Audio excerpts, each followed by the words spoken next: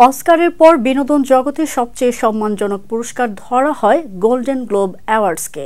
সোমবার ভোরে যুক্তরাষ্ট্রের লস অ্যাঞ্জেলসে দ্য বেভারলি হিলটন হোটেলে এবারের আসরের বিজয়ীদের মধ্যে পুরস্কার বিতরণ করা হয়েছে।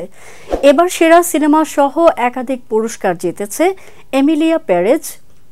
সেরা মোশন পিকচার্স, সেরা অভিনেত্রী বিভাগের পাশাপাশি সর্বাধিক 4টি বিভাগে পুরস্কার জিতেছে সিনেমাটি। 1944 সাল থেকে আমেরিকা সহ বিভিন্ন দেশের সিনেমা ও টেলিভিশন অঙ্গনের সেরা কাজগুলোকে স্বীকৃতি দেয় golden globe award.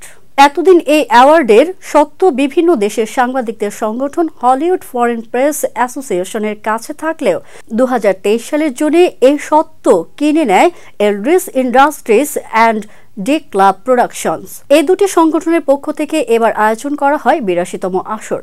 Golden Globes বিজয়ী নির্বাচনে এবার 85টি দেশের সাংবাদিক অংশ নেন। বাংলাদেশের 4 জন সহ সর্বমোট 334 জন সাংবাদিকের ভোটে নির্বাচিত হন বিজয়ীরা। আসরে চলচ্চিত্র ও টেলিভিশনে সেরাদের হাতে পুরস্কার তুলে দেওয়া হয়। 2024 সালের সেরা অভিনয় শিল্পী, পরিচালক, গল্পকার, চিত্রনাট্যকার ও প্রযোজকদের নামও ছিল এবারের আসরে। তারকাবহুল জমকালো এ অনুষ্ঠানে প্রথম নারী হিসেবে এককভাবে সঞ্চালনা করেন আমেরিকান কমেডিয়ান নিকি গ্লেজার।